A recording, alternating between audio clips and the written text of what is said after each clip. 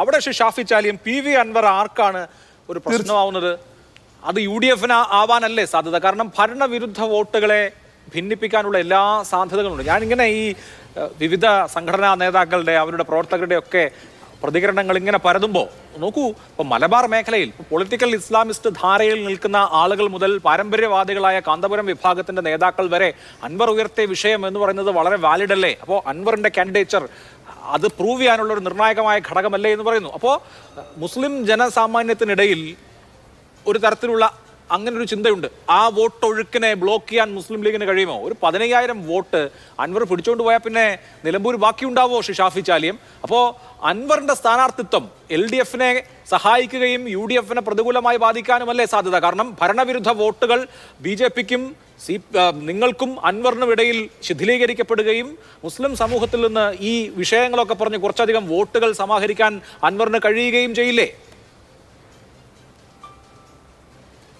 ഇല്ല, അവിടെ നിലമ്പൂർ നിയോജക മണ്ഡലത്തിൽ ഇടതുപക്ഷത്തിന് ഏകദേശം 60,000 താഴെ വോട്ടേ ഉള്ളൂ.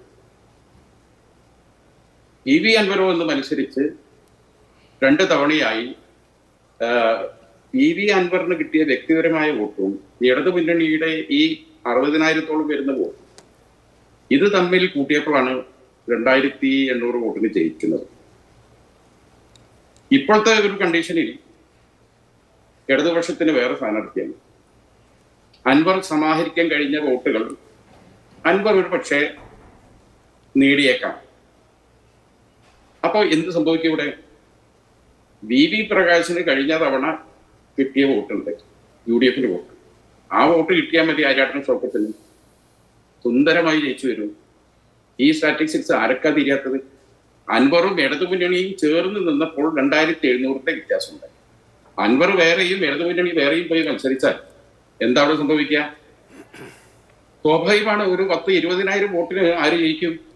അല്ല, ഞാൻ അതിനൊരു സംശയം ചോദിച്ചോട്ടെ Shafi. 60,000 base vote LDF, UDF എത്ര ബേസ് വോട്ടുണ്ട്? UDF ഏറ്റവും ഒടുവിൽ ആര്യാടൻ മത്സരിച്ചപ്പോൾ 66,000, 2016 ഷൗക്കത്ത് മത്സരിച്ചപ്പോഴും 66,000, പ്രകാശ് മത്സരിച്ചപ്പോൾ കൂടി 77,000 കൂടി എന്നുള്ളത് ശരിയാണ്. പക്ഷേ LDF ബേസ് വോട്ടായി 60,000 കണക്കാക്കിയാൽ UDF ബേസ് വോട്ടായി നമുക്ക് പരമാവധി കണക്കാക്കാൻ കഴിയുക 65,000 വോട്ടാണ്. ഒരു 5,000 വോട്ടിന്റെ എഡ്ജ് നിങ്ങൾക്കുണ്ട് എന്ന് കൂട്ടിക്കോളൂ. അൻവർ പിടിക്കുന്ന അധിക വോട്ട് എവിടെ നിന്ന് എന്നുള്ളതാണ് ചോദ്യം. അൻവർ പിടിക്കുന്നത് നിങ്ങളുടെ വോട്ടാണെങ്കിലോ പ്ലസ് സ്വരാജിന് പിടിക്കാൻ കഴിയുന്ന വ്യക്തി സമ്മതിയുടെ പേരിൽ പിടിക്കാൻ കഴിയുന്ന അധിക വോട്ടുകളും കൂടി വന്നു കഴിഞ്ഞാൽ ഈ കണക്കെങ്ങനെ നിങ്ങൾക്ക് അനുകൂലമാവും? നിങ്ങൾക്കെതിരല്ലേ ആവുക? ഇവിടെ അൻവറും ഇടതു മുന്നണിയും തമ്മിലാണ് എന്ത് സംഭവിക്കുന്നത്? ഈ വാക്ക് തർക്കങ്ങളും വെല്ലുവിളികളും ഒക്കെ നടക്കുന്നത്. UDF നയപരമായി UDF-ഉം അൻവറും തമ്മിൽ ഏറ്റുമുട്ടുന്നില്ല. UDF ഒരു പർട്ടിക്കുലർ നേതാവുമായിട്ടുള്ള പ്രശ്നം മാത്രമേ കാണുന്നു. നമ്മൾ കൃത്യമായി നിരീക്ഷിച്ചു നോക്കുക, UDF ഘടകകക്ഷികളെ ഒന്നും അപലപിക്കുന്നില്ല. ഒറ്റ തിരിഞ്ഞ് പ്രതിപക്ഷ നേതാവിനെ ആക്രമിക്കുന്നു, UDF സ്ഥാനാർത്ഥിയെ ആക്രമിക്കുന്നു. അപ്പൊ സ്വാഭാവികമായിട്ടും പിന്നെ എന്താ അവിടെ സംഭവിക്കുക? അൻവറിനെ സംബന്ധിച്ചിടത്തോളം അൻവർ എല്ലാ മണ്ഡലത്തിൽ നിൽക്കുമ്പോഴും അൻവറിന് അൻവറിൻ്റെതായ ചില വോട്ടുകൾ കിട്ടാറുണ്ട്. നമ്മൾ നേരത്തെ വണ്ടൂരിൽ ഇടതു മുന്നണിയെ 3-ാം സ്ഥാനത്തേക്ക് മാറ്റിയിട്ടു. 10-30 എത്ര വോട്ടാ പിടിച്ച അദ്ദേഹം 2-ാം സ്ഥാനത്ത്. ഒരു മുന്നണിയെ ഒരു വ്യക്തി പോയിട്ട് 3-ാം സ്ഥാനത്തേക്ക് മാറ്റി നിർത്തിയ ഒരു തെരഞ്ഞെടുപ്പാ ഏറനാട് കണ്ടത്. അപ്പം അതേപോലെ 10-35 വർഷക്കാലം ആര്യാടൻ മുഹമ്മദിലൂടെ UDF കൈവശം വെച്ച നിലമ്പൂർ സീറ്റ്, ആ സീറ്റ് അൻവർ വരുന്നു.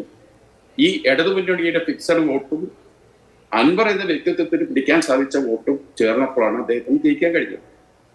ഇനി ഇവിടെ ഇപ്പോഴുള്ള തെരഞ്ഞെടുപ്പിൽ എന്താണ് സംഭവിക്കുക? പിന്നെ അൻവറും സർക്കാരും തമ്മിലുള്ള പോരാട്ടമാണ്. താനിവിടെ MLA ആയ സമയത്ത് തന്റെ മണ്ഡലത്തിലേക്ക് വികസനം നടത്താൻ പൈസ തരുന്നില്ല, ഫെൻസിങ് കെട്ടാൻ ഫണ്ട് അനുവദിക്കും. ഞാൻ പറഞ്ഞു തരട്ടെ, അൻവറും സർക്കാരും തമ്മിലുള്ള പോരാട്ടമാണെന്ന് പറയുമ്പോൾ അൻവർ പ്രാഥമികമായി ലക്ഷ്യം വെക്കുന്നത് സ്വരാജിനെയാണോ അതോ ഷൗക്കത്തിനാണോ? ഷൗക്കത്തും അദ്ദേഹവും തമ്മിലുള്ള പോരിന് വലിയ പഴക്കമുണ്ട്. ആര്യാടന്റെ കുത്തക അവസാനിപ്പിച്ച് അവിടെ ആ നിലമ്പൂർ പിടിച്ചെടുത്തത് അൻവറാണ്. ഇവിടെ ഇപ്പോൾ നോക്കൂ, ആര്യാടൻ ഷൗക്കത്തിന് വ്യക്തിപരമായി സ്ഥാനാർത്ഥിത്വം പ്രഖ്യാപിച്ച് അന്ന് മുതൽ അൻവർ ലക്ഷ്യം വെക്കുന്നുണ്ട്. വജ്രായുധം പ്രയോഗിച്ചു കഴിഞ്ഞു, ഇയാൾ ഒരു മുസ്ലിം വിരുദ്ധനാണ് എന്ന് സ്ഥാപിക്കുന്ന വിധത്തിലുള്ള വർത്തമാനമാണ് പറയുന്നത്. പാഠം ഒന്ന് ഒരു വിലാപം എടുത്തിട്ടുണ്ട്, മുസ്ലിം സമൂഹത്തെ അപകീർത്തിപ്പെടുത്തിയിട്ടുണ്ട് തുടങ്ങിയ വാദങ്ങൾ അൻവർ പറയുക മാത്രമല്ല, അൻവറിന് ചുറ്റുമുള്ള, ഞാൻ നേരത്തെ കുറച്ച് ഉദാഹരണങ്ങളൊക്കെ പറഞ്ഞില്ലേ, ഈ പറഞ്ഞ നറേറ്റീവ് പെഡൽ ചെയ്യാൻ കഴിയുന്ന ആളുകൾ അദ്ദേഹത്തിന്റെ കൂടെയുണ്ട്. അപ്പം UDF കോർ വോട്ടുകളായ മുസ്ലിം ലീഗിന്റെ പ്രവർത്തകരടക്കമുള്ള UDF കോർ വോട്ടർമാർ ഇത്തവണ മാറി ചിന്തിച്ചാൽ എന്ത് പറ്റും? നിങ്ങൾ മനസ്സിലാക്കേണ്ടത് അഭിലാഷേ, ഇവിടെ ഞാൻ മനസ്സിലാക്കുന്നിടത്തോളം അൻവറിന് നേരത്തെ വോട്ട് ചെയ്ത, അതായത് ഇടതുപക്ഷത്തിന്റെ കയ്യിലുള്ള വോട്ടല്ലാതെ അഡീഷണൽ ആയി അൻവറിന് ആരൊക്കെ വോട്ട് ചെയ്തിട്ടുണ്ട്, ആ വോട്ട് തന്നോടൊപ്പം നിലനിർത്താനുള്ള പരിശ്രമമാണ് അൻവർ നടത്തുന്നത്. അല്ലാതെ UDF നിന്ന് പുതിയ വോട്ട് പിടിക്കാനൊന്നും അൻവറിന് സാധിക്കില്ല. കാരണം UDF സംബന്ധിച്ചിടത്തോളം വളരെ ഇതുവരെ ഒരു അവസരം UDF നിലമ്പൂർ നിയോജകമണ്ഡലത്തിലെ എല്ലാ പഞ്ചായത്തുകളും എല്ലാ ശാഖകളും എടുത്തു നോക്കാം. എവിടെ പോലും സാധാരണ തെരഞ്ഞെടുപ്പിലൊക്കെ കോൺഗ്രസും ലീഗും തമ്മിലൊക്കെ ചേർന്ന് പ്രവർത്തിക്കുന്നതിൽ പ്രയാസം ഉണ്ടാകുന്ന ഒരുപാട് ബൂത്തുകളൊക്കെ കാണാം. ഒക്കെ പോയി പരിഹരിക്കലായിരുന്നു നമ്മളെ പറഞ്ഞു. ഇത്തവണ അങ്ങനത്തെ ഒരു സംഗതിയെ റിപ്പോർട്ട് ചെയ്തില്ല. വർദ്ധിത ആവേശത്തോടു കൂടിയാണ് UDF ഓരോ ബൂത്ത് കമ്മിറ്റി, ഞാൻ പറഞ്ഞല്ലോ 268 ബൂത്ത് കമ്മിറ്റി ഒറ്റനാൾ വരികയാണ്. ഇവിടെ ഈ പറഞ്ഞ മാതിരിയുള്ള അൻവർ ഇഷ്യൂ അല്ലെങ്കിൽ